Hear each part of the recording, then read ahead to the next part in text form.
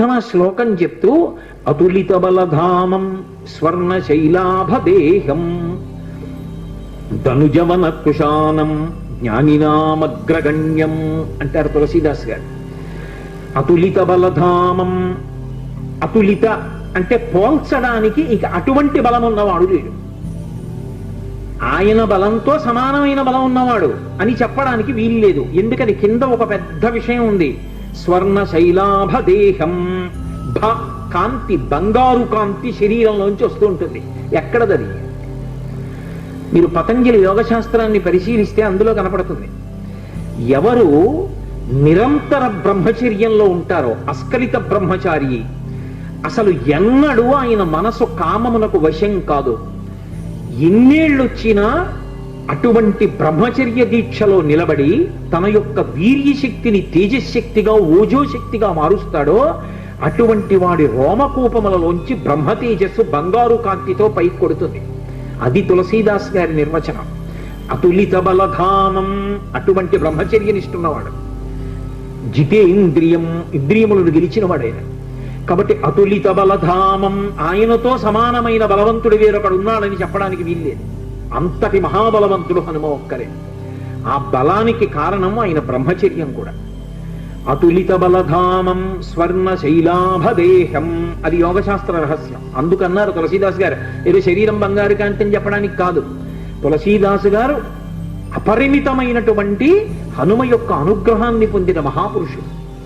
స్వర్ణ శైలాభదేహం ధనుజవన కృశానం, రాక్షసులు అనబడేటటువంటి వనాన్ని అంతటినీ కూడా కార్చిచ్చు రూపంలో కాల్చేసినవాడు. కార్చిచ్చు అని అంటుకుంటుంది అరణ్యంలో, రోహిణీ కార్తీ అటువంటి వాటి సమయంలో అంటుకుంటుంది. అసలు ఆ కార్చిచ్చు చూడ్డానికి భయం వేస్తుంది. మీరు ఎవరైనా ఎప్పుడైనా చూశారో లేదో, నాకు ఒకసారి ఈశ్వరుడు దాన్ని చూసేటటువంటి అవకాశం కల్పించాడు. ఒకప్పుడు మంచి వేసవి కాలంలో శ్రీశైలం క్షేత్రంలోంచి కిందకు వచ్చేస్తున్నాను. మేము వచ్చేస్తున్నటువంటి కొండలకి ఆవలి వైపు కొండల మీద కార్చిచ్చు అంటుకుంది. కార్చిచ్చుకో లక్షణం ఉంటుంది, మామూలుగా ఇలా నిలబడి మండదది, అది దూకుతుంది మంట.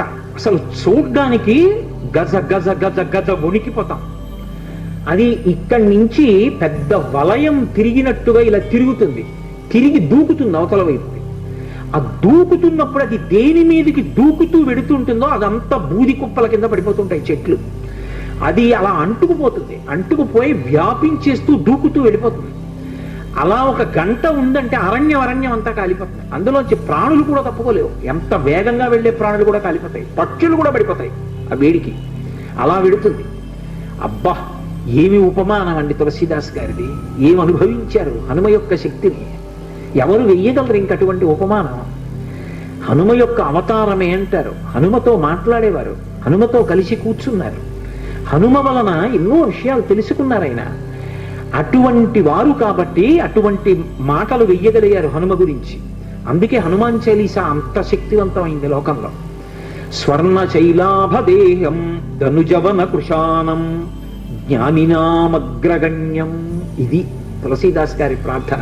ఇప్పుడు నేను తులసీదాస్ గారి ప్రార్థన అంతా చెప్పి వ్యాఖ్యానం చేయడం అంటే అయ్యే పని యథార్థానికి ఏదో పైకి తేల్చేస్తున్నాను కానీ, ఎప్పుడైనా నాతో పరమేశ్వరుడు హనుమాన్ చాలీసాకి వ్యాఖ్యానం చేస్తే అప్పుడు ఇందులో.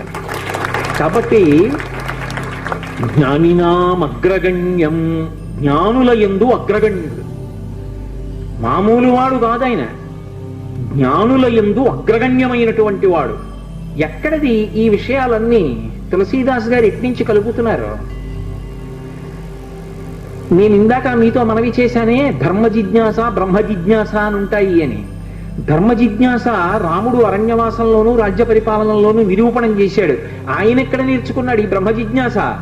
యోగవాసిష్టం అని ఓ గ్రంథం ఉంది, అద్వైత సిద్ధాంతానికి ఆయుపట్టు. వశిష్ఠుడు గురువై అద్వైత రహస్యములను, అసలది జ్ఞానవాసిష్టము అంటారు. అటువంటి జ్ఞానాన్నంతటినీ వశిష్ఠుడు రామచంద్రమూర్తికి ప్రబోధం చేశాడు. అప్పుడు విన్నాడు, అనుభవంలోకి తెచ్చుకున్నాడు. మీరు ఎప్పుడైనా అటువంటి మూర్తిని చూశారో లేదో నాకు తెలియదు. నాకు జ్ఞాపకం ఉంటే నేను ఈ 5 రోజుల్లో మీకు ఆ మూర్తిని తీసుకొచ్చి చూపిస్తాను. ఒక అద్భుతమైన ప్రార్థనా శ్లోకం ఉంటుంది. రాముడు రాజ్య పరిపాలకుడిగా కాదు, గురువుగా కూర్చుంటే ఎలా కూర్చుంటాడు.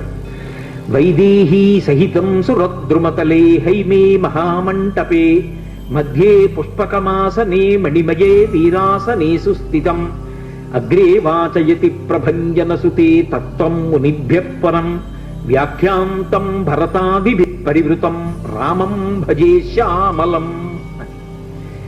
ఇందులో ఒక పెద్ద చమత్కారం ఉంది. హనుమ పాఠం నేర్చుకోవడం అంటే ఎన్ని విచిత్రాలు జరిగాయి అనుకుంటున్నారు. రాముడు ఎక్కడ నేర్చుకున్నాడు అసలు ఈ చెప్తున్న పాఠాన్ని? వశిష్ఠుడి దగ్గర నేర్చుకున్నాడు. వశిష్ఠుడు ఎవరు? శ్రీమన్నారాయణుని యొక్క శిష్యుడు. ఎందుకని? మీరు అద్వైత గురు పరంపర చెప్పారనుకోండి, నారాయణం పద్మభువం వశిష్ఠం శక్తించ తత్పుత్ర పరాశరంచ వ్యాసం శుకం గౌడపాదం మహాంతం అని గోవింద పాదంచ తథాస్య శిష్యాం అని చెప్తాం. ఆ తర్వాత శంకర భగవత్పాదులు వారి యొక్క శిష్యులు, ఆ పరంపర అంతా వస్తుంది. అందులో నారాయణం మొట్టమొదటి గురువు శ్రీమన్నారాయణుడు.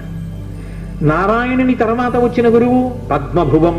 అంటే నారాయణుని తర్వాత అంటే ఇంకో ఉద్దేశ్యంతో కాదు, నారాయణుని యొక్క గురుత్వమును అందుకుని గురువుగా ప్రకాశించిన వాడు బ్రహ్మగారు. బ్రహ్మగారి స్థానంలోకి మళ్ళీ బ్రహ్మగారిలా గురువు స్థానంలో కూర్చుని ప్రబోధం చేసిన వాడు వశిష్ఠుడు. ఇప్పుడు వశిష్ఠుడికి గురువెవరు? బ్రహ్మగారు. బ్రహ్మగారికి గురువెవరు? నారాయణుడు. కాబట్టి ఇప్పుడు వశిష్ఠుడికి నారాయణుడు ఏమవుతాడు? పరమగురువు అవుతాడు. గురువు గారి గురువు పరమగురువు కదా. ఇప్పుడు మా గురువు గారు ఉన్నారు, మా గురువు గారికి గురువు గారు నాకు పరమగురువు గారు అవుతారు. అలా వశిష్ఠుడికి నారాయణుడు ఏమవుతాడు? పరమగురువు అవుతాడు. అందుకే నారాయణుడి పేరు చెప్తే వశిష్ఠుడు ఏం చెయ్యాలి? వెంటనే లేచి నిలబడి నమస్కారం చేయాలి. పరమగురువు గారి పేరు చెప్పినా పరమగురువు గారు కనపడ్డా. కానీ రామావతారం దగ్గరికి వచ్చేటప్పటికో చమత్కారం జరిగింది. ఆ వశిష్ఠుడు రాముడికి గురువుగా వచ్చాడు. రాముడెవరు? నారాయణుడు. ఇప్పుడు రాముడు ఏం చేశాడు? వశిష్ఠుడి పాదాలు పట్టుకుని నమస్కారం చేశాడు. చేసి పాఠం చెప్పమని అడిగాడు.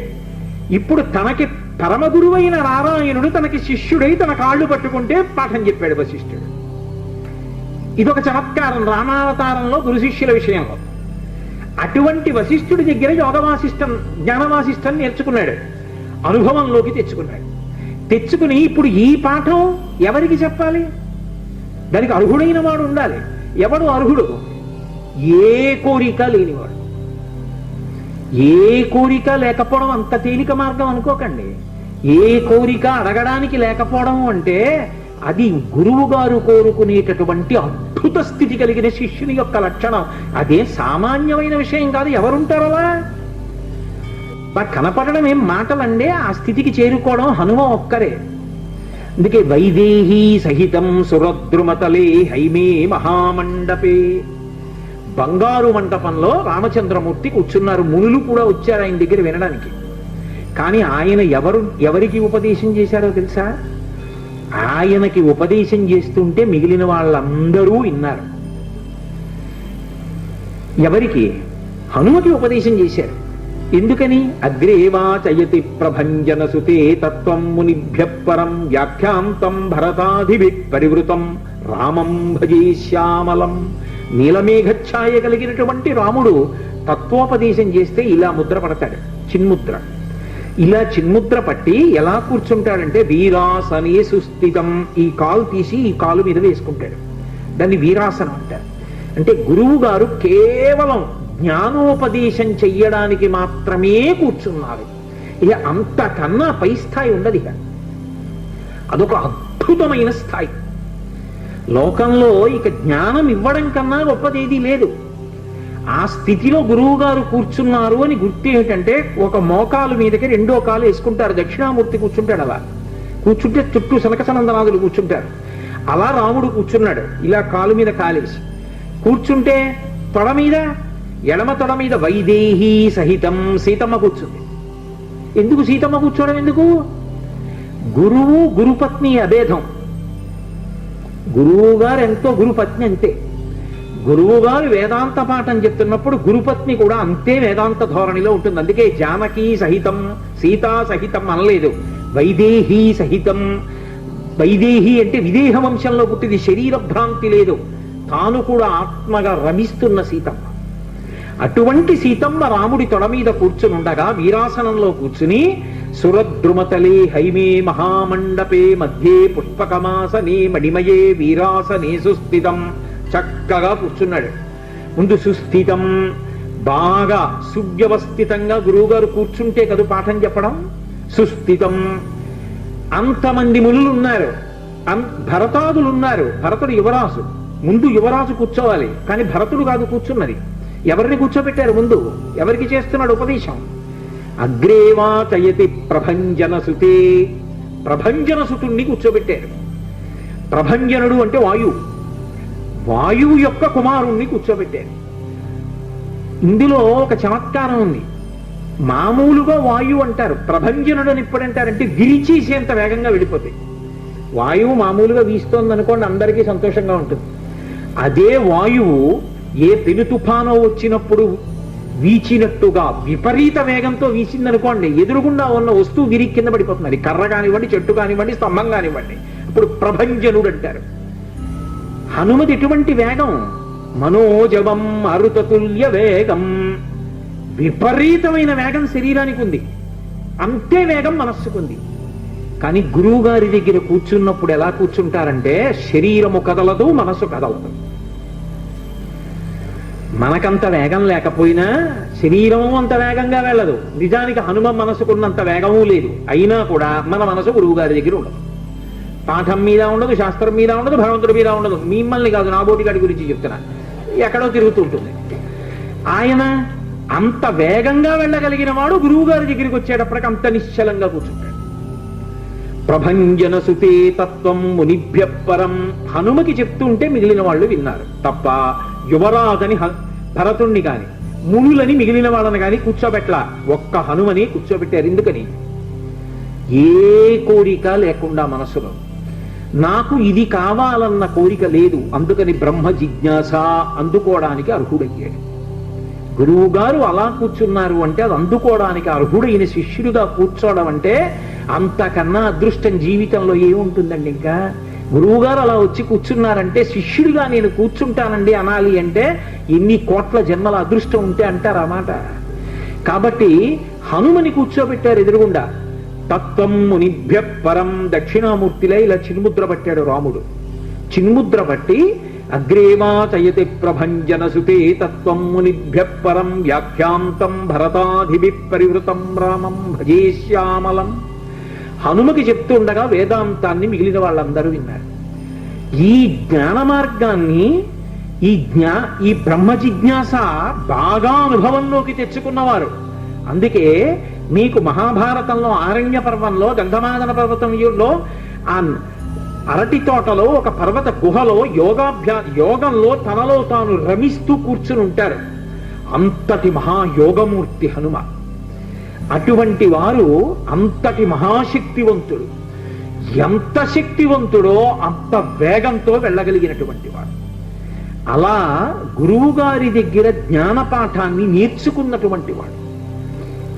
ఆ జ్ఞానాన్ని అనుభవంలోకి తెచ్చుకుని యోగ మార్గమునందు అలా నిలబడినటువంటి వారు. అందుకే మీరు ఎప్పుడైనా హనుమ దగ్గర ప్రదక్షిణం చేశారనుకోండి, అదొక్కటి చాలు మిమ్మల్ని అనుగ్రహించేస్తుంది. మీరు ఏ కోరికతోనైనా చెయ్యవచ్చు. ఆయన పరబ్రహ్మస్వరూపుడై అనుగ్రహించేస్తాడు. ఎందుకంటే అలా యోగమునందు నిలబడగలిగిన ప్రజ్ఞాశాలి కనుక. శ్రీరామాయణంలో ఒక చమత్కారం ఉంది, దాని పేరే రామాయణము. రాముడితో మిగిలిన వ్యక్తులందరూ నడుస్తారు. అసలు రాముడు కనిపించని కాండ ఉండదు సుందరకాండ వినా. సుందరకాండలో రాముడు కనపడకపోయినా రామ కథ 1కి 10 మార్లు చెప్పబడుతుంది. అటువంటి రామచంద్రమూర్తి వలన ఉపకారము కాని ప్రత్యుపకారము కాని పొందనివాడు రామాయణమునందు లేడు. ఆయనకి ఉపకారం చేసిన వాళ్ళందరికీ ప్రత్యుపకారం చేశారు. ఒకవేళ ఉపకారం చేయకపోయినా ఉపకారం చేశారు. కానీ ఆయన ఉపకారాన్ని పొంది కూడా ప్రత్యుపకారం నేను చెయ్యలేను అని చెప్పింది ఎవరితో అంటే ఒక్క హనుమతోని చెప్పారు. రామాయణ పరిసమాప్తి సమయంలో హనుమని దగ్గరికి పిలిచి గట్టిగా కౌగిలించుకుని ఒక మాట అన్నారు.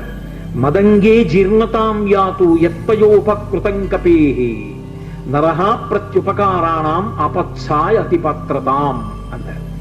హనుమా, నువ్వు చేసిన ఉపకారము నా శరీరమునందు జీర్ణమైపోవుగాక. ఎందుకని నువ్వు నాకు చేసిన ఉపకారానికి నీకు ప్రత్యుపకారం చెయ్యడం ఇక సాధ్యం కాదు. నేను కష్టంలో ఉంటే నువ్వు నా భార్య యొక్క జాడ కనిపెట్టావు. ఇప్పుడు నీకు ప్రత్యుపకారం చేయాలంటే నీకు అటువంటి కష్టం కలగాలి. కోరచ్చా నేను?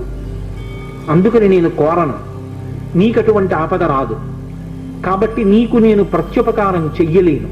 నీవు చేసిన ఉపకారము నా శరీరమునందు జీర్ణమైపోవుగాక అని కౌగలించుకున్నారు.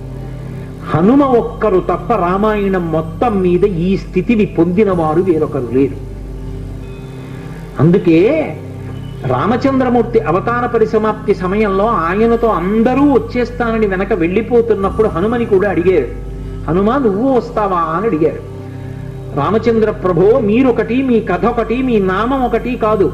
ఎక్కడ ఏమి తెలిసినా తెలియకపోయినా రామనామము రామనామము రమ్యమైనది రామనామము అంటే అక్కడ పెడతా. రామ కథ చెప్తే పెడతా, రామాయణం చెప్తే పెడతా. ఇప్పుడు రాముడు అన్నాడు, మక్కథా ప్రచరిష్యంతి యావల్లోకే హరీశ్వర తావద్రమస్య సుప్రీతో మద్వాక్యమనుపాలయం. రామశాసనం హనుమకి.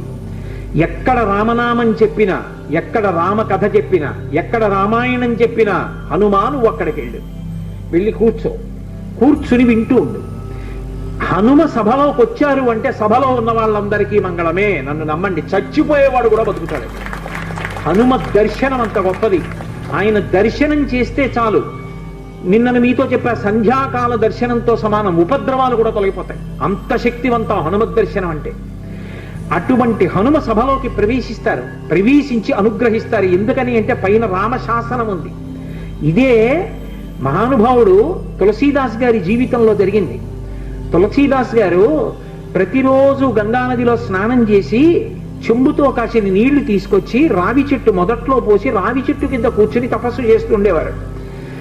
ఆ రావి చెట్టు మొదట్లో గంగ నీళ్లు పోస్తుంటే గంగాజలం తగిలిందో ఏమో ఒక బ్రహ్మరాక్షసుడు పైనుంచి కిందకి దిగాడు. బ్రహ్మరాక్షసుడు అంటే ఎవరు అనుకుంటారేమో, వేదం చదువుకుని కూడా దొంగతనాలు లాంటివి చేసి బ్రతికిన వాళ్ళు బ్రహ్మరాక్షసులు అవుతారు. పతంజలి చరిత్రలో చెప్తారు. కాబట్టి అటువంటి బ్రహ్మరాక్షసుడు క్రిందకి దిగి అన్నాడు, నువ్వు నాకు మహోపకారం చేశావు. ఎప్పటి నుంచో ఈ చెట్టు మీద పడి ఉన్నాను. నువ్వు గంగాజలాన్ని తెచ్చి ఈ చెట్టు మొదట్లో పోసినప్పుడు గంగాజల స్పర్శ చేత నా పాపం శమించింది. నేను సాధారణ రూపాన్ని పొందాను. నీకు నేను ప్రత్యుపకారం చెయ్యాలనుకుంటున్నాను. నీవు రామదర్శనం కోసం పరితపిస్తున్నావు. నీకు రామదర్శనం కావాలి అంటే చేయించగలిగిన వారు హనుమ ఒక్కరే. హనుమ రోజు వస్తుంటారు. ఎక్కడికి వస్తారో తెలుసా? ఎక్కడెక్కడ రామనామం జరుగుతుందో, ఎక్కడెక్కడ రామనామం ప్రస్తావనకు వస్తుందో, ఎక్కడెక్కడ రామ కథ చెప్పబడుతుందో అక్కడ ఉంటారు. కాశీలో హనుమాన్ ఘాట్లో ఒక వ్యక్తి రోజు రామాయణం చెప్తున్నాడు. అక్కడికి వచ్చి కూర్చుంటారు. ఎలా గుర్తుపడతావో తెలుసా? అందరికన్నా ముందు సభలోకి వస్తారు. అందరికన్నా ఆఖరణ కళ్ళ నీళ్ల పెట్టుకుని ఒక్కడు తలదించుకుని నడిచి వెళ్ళిపోతూ ఉంటాడు. నువ్వు గుర్తుపట్టి వెంట వెళ్ళు అన్నారు. అప్పుడు ఆ రూపంలో వెళ్ళారు. అన్ని వేళలా అలా వెళ్ళరు, ఏ రూపంలోనైనా వెడతారే. కాబట్టి తులసీదాస్ గారు హనుమాన్ ఘాట్కి వెళ్ళి కూర్చున్నారు. అందరికన్నా ముందు ఒక వ్యక్తి వచ్చాడు రామాయణం వినడానికి. అందరూ వెళ్ళిపోయిన తర్వాత తల ఉంచుకుని కన్నులమ్మట నీరు కారుతుండగా వెడుతున్నాడు. తులసీదాస్ గారు ఆయన వెంటపడ్డారు. ఆ వ్యక్తి కనిపెట్టాడు, ఎవరో నన్ను వెంబడిస్తున్నారని. ఆయన హనుమ, ముందు వెడుతున్నవారు. వెనక్కి తిరిగి గద్దించారు. ఎందుకు నా వెంట వస్తున్నావు? ఆగక్కడ. కాదు, నాకు రామదర్శనం కావాలి, నీ వల్లే జరగాలి. వెళ్ళి కాళ్ళ మీద పడ్డారు. కాళ్ళ మీద పడితే ఆయన ఒక స్థలాన్ని చెప్పారు. అక్కడ కూర్చుని నువ్వు జపం చెయ్యి, తపస్సు చెయ్యి, నీకు రామదర్శనం అవుతుందన్నారు. తులసీదాస్ గారు కూర్చుని తపస్సు చేస్తున్నారు. తపస్సు చేస్తుంటే రామలక్ష్మణులు ఇద్దరూ రాజకుమారుల రూపంలో గుర్రాల మీద వచ్చారు. వచ్చి గుర్రాలు దిగి అరుగు మీద సేద తీరారు. ఎవరో రాజకుమారులని తులసీదాస్ గారు ఊరుకున్నారు. వాళ్ళిద్దరూ గుర్రం ఎక్కి వెళ్ళిపోయారు. హనుమ వచ్చారు. రామలక్ష్మణులు వచ్చారు, గుర్తుపట్టావా అన్నారు. ఎప్పుడు వచ్చారు అన్నారు. అయ్యో, ఇద్దరు రాజకుమారుల వేషంలో వచ్చారయా, నువ్వు గుర్తుపట్టలేదు, వెళ్ళిపోయారు అన్నారు. ఎంతో బాధపడ్డారు. మళ్ళీ సాధన చెయ్యన్నారు. మళ్ళీ సాధన మొదలుపెట్టారు. మళ్ళీ సాధన మొదలు పెడితే కొన్నాళ్ళు అయిపోయిన తర్వాత చిన్న పిల్లవాడి రూపంలో రాముడు వచ్చాడు. గంధం తీస్తున్నారు తులసీదాస్ గారు. రామచంద్రమూర్తికి అనులేపనం చేయడానికి. చిన్న పిల్లవాడి రూపంలో వచ్చి తాతా తాతా నాకు గంధం ఇస్తావా అని అడిగాడు. ఇది రాముడి కోసం రా పో అన్నారు తులసీదాస్ గారు.